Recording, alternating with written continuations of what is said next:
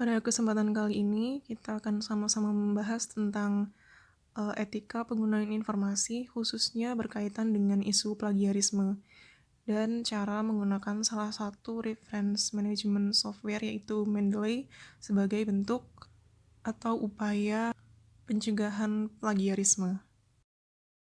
Perkembangan teknologi informasi dan komputer sebagai sarana penyebaran informasi dewasa ini memberikan banyak keuntungan.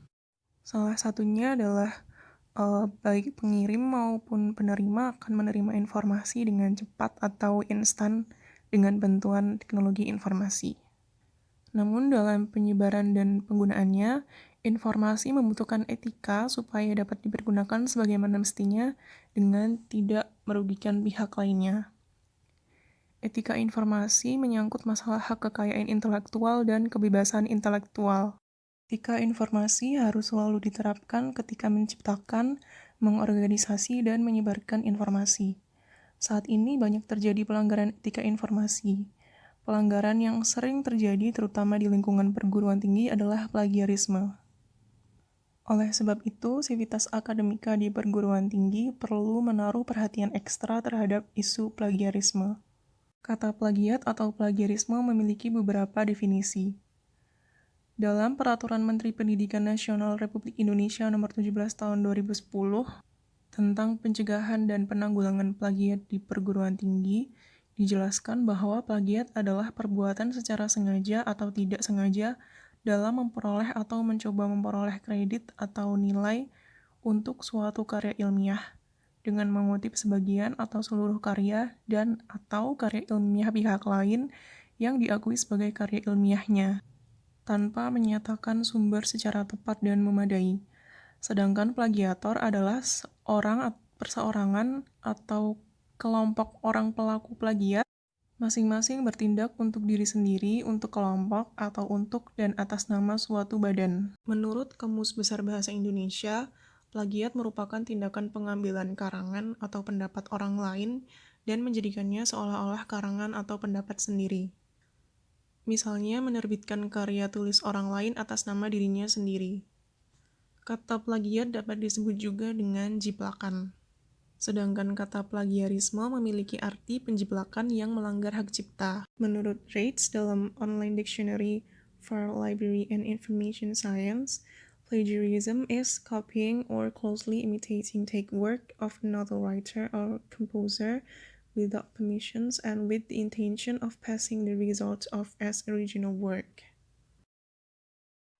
Kemudian ada beberapa landasan hukum terkait dengan plagiarisme di lingkungan perguruan tinggi beserta landasan hukum khusus di lingkungan Universitas Diponegoro. Yang pertama ada Peraturan Menteri Pendidikan Nasional Republik Indonesia Nomor 17 Tahun 2010 tentang pencegahan dan penanggulangan plagiat di perguruan tinggi. Yang kedua, ada Undang-Undang Nomor 20 Tahun 2003 tentang Sistem Pendidikan Nasional Pasal 25. Dan yang ketiga, Peraturan Akademik Bidang Pendidikan Program Sarjana Undip tahun 2020 Pasal 3 Ayat 3.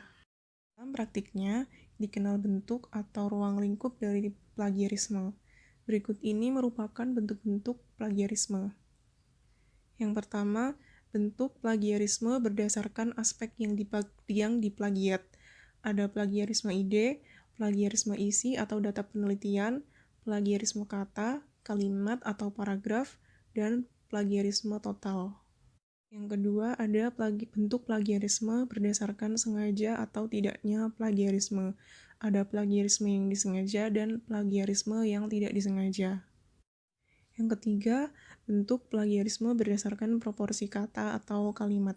Ada plagiarisme ringan, yaitu kurang dari 30%, plagiarisme sedang 30-70%, dan plagiarisme berat atau total, yaitu lebih dari 70%. Dan yang keempat, ada bentuk plagiarisme berdasarkan pada pola plagiarisme. Ada plagiarisme kata demi kata, dan plagiarisme mozaik atau diselang-seling atau disisip-sisipkan. Yang selanjutnya ada sanksi plagiarisme. Sanksi yang dituliskan dalam Permendiknas nomor 17 tahun 2010 pasal 12 ayat 1 dan 2. Sanksi bagi mahasiswa dan dosen atau peneliti atau tenaga kependidikan yang terbukti melakukan plagiat secara berurutan dari yang paling ringan hingga paling berat terdiri atas teguran, peringatan tertulis, penundaan pemberian sebagian hak mahasiswa atau dosen atau peneliti atau tenaga kependidikan, pembatalan nilai satu atau beberapa mata kuliah yang diperoleh mahasiswa, pencabutan pangkat dan jabatan akademik atau fungsional bagi dosen atau peneliti atau tenaga kependidikan, pencabutan hak untuk diusulkan sebagai guru besar, profesor, atau ahli peneliti utama bagi yang memenuhi syarat untuk dosen atau peneliti atau tenaga kependidikan, pemberhentian dengan hormat dari status mahasiswa atau dosen, pemberhentian dengan tidak hormat dari status mahasiswa atau dosen atau peneliti atau tenaga kependidikan, pembatalan ijazah apabila mahasiswa telah lulus dari suatu program atau dari perguruan yang bersangkutan bagi dosen, peneliti, atau tenaga kependidikan. Sanksi yang dituliskan dalam Undang-Undang Nomor 20 Tahun 2003 Pasal 70, lulusan yang karya ilmiah yang digunakannya untuk mendapatkan gelar akademik, profesi, atau vokasi terbukti merupakan jiplakan dipidana dengan pidana penjara paling lama 2 tahun dan atau pidana denda paling banyak 200 juta rupiah. Dalam Peraturan Akademik Bidang Pendidikan Program Sarjana Undip tahun 2020, plagiat dikategorikan dalam pelanggaran akademik berat yang akan mendapat sanksi setinggi-tingginya pemecatan atau dikeluarkan atau dicabut status kemahasiswaannya secara permanen oleh pimpinan Undip apabila terbukti melakukan pelanggaran tersebut. Tindakan plagiat telah terjadi beberapa kali di Indonesia. Hal ini sangat disayangkan mengingat plagiasi akan membuat nama instansi seperti perguruan tinggi dan individu tercoreng, serta menyebabkan kerugian bagi banyak pihak. Lalu, apa alasan plagiat dapat terjadi? Ada beberapa hal yang diindikasi menjadi pemicu terjadinya tindakan plagiat. Antara lain, kurangnya waktu untuk menyelesaikan sebuah karya ilmiah atau penelitian yang menjadi beban, kurangnya kemampuan literasi, minat baca, dan motivasi untuk menganalisis referensi sumber informasi dan isi informasi, ketidaktahuan atau kekurangtahuan tentang tata cara melakukan kutipan, dan kurangnya perhatian dalam diri terhadap plagiarisme dan kurangnya bimbingan dari dosen. Menghindari tindakan plagiarisme dapat dilakukan dengan berbagai upaya. Contoh upaya tersebut antara lain sesuai dengan yang tertuang dalam Permendiknas Nomor 17 Tahun 2010 Pasal 7, yaitu melampirkan pada karya mahasiswa surat pernyataan dari yang bersangkutan yang menyatakan bahwa karya tersebut tidak mengandung unsur plagiat. Yang kedua, pimpinan perguruan tinggi berkewajiban mengunggah semua karya ilmiah yang dihasilkan di lingkungan perguruan tingginya, seperti portal Garuda atau portal lain yang ditetapkan oleh Direktorat Pendidikan Tinggi. Yang ketiga, mengetahui tata cara pengutipan seperti pengutipan dan parafrase. Pengutipan dilakukan dengan menambahkan tanda petik untuk kutipan langsung dengan mencantumkan sumbernya, kemudian menuliskan daftar pustaka atas referensi-referensi yang menjadi rujukan dalam daftar pustaka dengan baik dan benar. Sedangkan parafrase dilakukan dengan mengungkapkan gagasan orang lain dengan menggunakan kalimat sendiri tanpa mengubah makna dan tetap mencantumkan sumbernya. Yang keempat, menggunakan alat bantu atau aplikasi untuk mendeteksi plagiarisme, misalnya Turnitin. Yang kelima, menggunakan alat bantu atau aplikasi manajemen referensi seperti Zotero, EndNote, atau Mendeley untuk pengelolaan referensi dan daftar pustaka. Yang selanjutnya, kita akan mempelajari bagaimana cara menggunakan Mendeley, yaitu perangkat lunak atau software yang berguna untuk melakukan pengolahan atau manajemen referensi. Ketik Mendeley.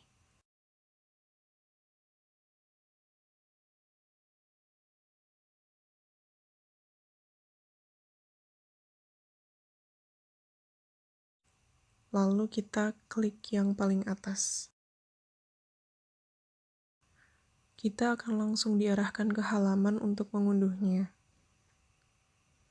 Sebelum kita memilih untuk mengunduh, pastikan OS yang kita pilih memang sesuai dengan OS laptop atau komputer yang kita punya. Sambil menunggu proses pengunduhan selesai, apabila kita belum mempunyai akun, maka kita perlu membuat akun terlebih dahulu dengan klik create account pada bagian kanan atas halaman ini. Setelah proses pengunduhannya selesai, kita menuju folder download, lalu kita buka hasil unduhannya untuk melakukan penginstalan.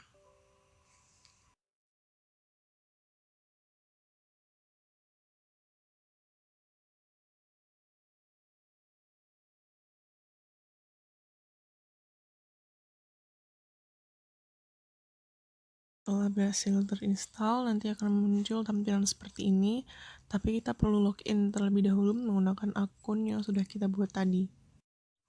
Aplikasi Mendeley ini memiliki 3 bagian. Yang pertama, sektor paling kiri untuk menampilkan daftar dokumen yang kita masukkan ke dalam Mendeley. Lalu sektor tengah yang menampilkan preview dari dokumen yang kita punya. Dan yang terakhir, sektor kanan yang menampilkan metadata dari dokumen yang kita miliki di Mendeley. Metadata ini terdiri dari judul artikel, judul jurnal, tahun, volume, dan seterusnya. Sebelum memasukkan dokumen atau sebuah artikel jurnal ke dalam Mendeley, kita harus membuat folder terlebih dahulu agar nantinya kita bisa dengan mudah dan cepat menemukannya kembali. Pembuatan folder ini bisa dibuat berdasarkan tema atau subjek dokumen. Di sini saya sudah membuat folder. Untuk membuat folder baru, cukup klik create folder, lalu ketik nama folder yang diinginkan.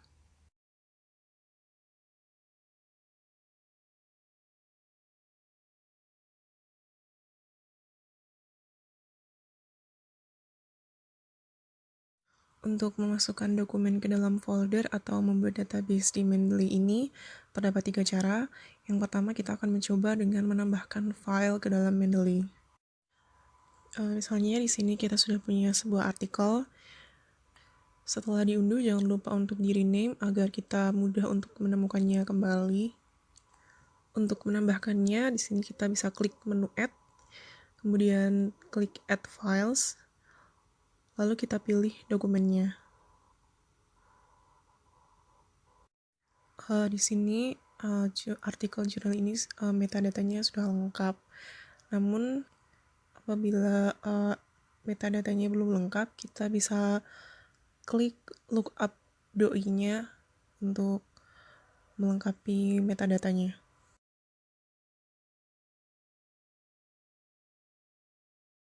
Untuk cara yang kedua, untuk memasukkan dokumen ke Mendeley, apabila kita tidak mempunyai file PDF-nya, kita bisa memasukkan nomor doi-nya.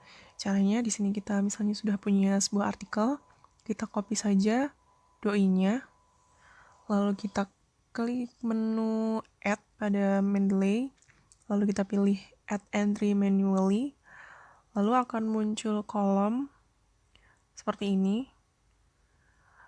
Sebelumnya kita harus menyesuaikan tipe dokumen yang akan kita masukkan terlebih dahulu. Lalu kita masukkan nomor doi-nya. Lalu kita klik lookup. Setelah semua kolom terisi, kita save terlebih dahulu. Lalu dokumennya akan otomatis tersimpan.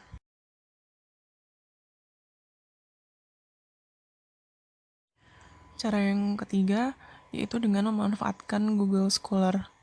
Misalnya di sini kita sudah punya sebuah artikel, lalu kita klik simbol kutip yang ada di bagian bawah ini, lalu kita pilih bib text, kita copy semua datanya.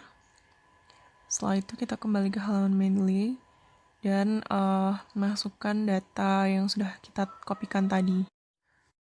Setelah itu akan muncul dokumennya. Dalam menyusun sebuah citasi atau kutipan, kita terbiasa untuk melakukannya di Microsoft Word. Lalu, bisakah Mendeley terinstall di Microsoft Word? Jawabannya bisa. Pertama, kita arahkan kursor menuju menu Tools pada bagian atas halaman Mendeley. Lalu klik Install Microsoft Word Plugin. Setelah penginstalan berhasil, baru kita buka Microsoft Word.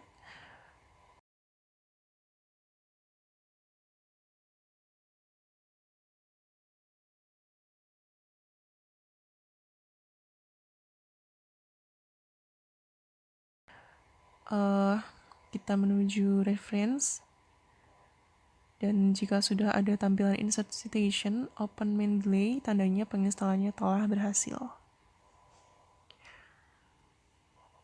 Lalu bagaimana cara melakukan citasinya? Terdapat dua cara, yaitu dengan klik insert citation. Di sini misalkan kita punya sebuah kalimat, dan kalimat tersebut merupakan kutipan dari jurnal. Cara untuk citasinya, kita klik atau kita tekan tombol Alt dan tombol M secara bersama, lalu kita pilih Go to Mendeley. Di sini kita bisa pilih artikel mana yang kita kutip tadi. Misalkan saya menggunakan artikel ini, kemudian kita klik saja cite, maka pengarang beserta tahun dari artikel yang kita kutip akan muncul. Lalu cara yang kedua, di sini kita mengutip sebuah kalimat dan akan melakukan citasi, tapi kita sudah mengetahui nama pengarangnya. Caranya sama, kita klik tombol Alt dan M secara bersamaan, lalu kita ketikkan nama pengarangnya, lalu kita klik OK.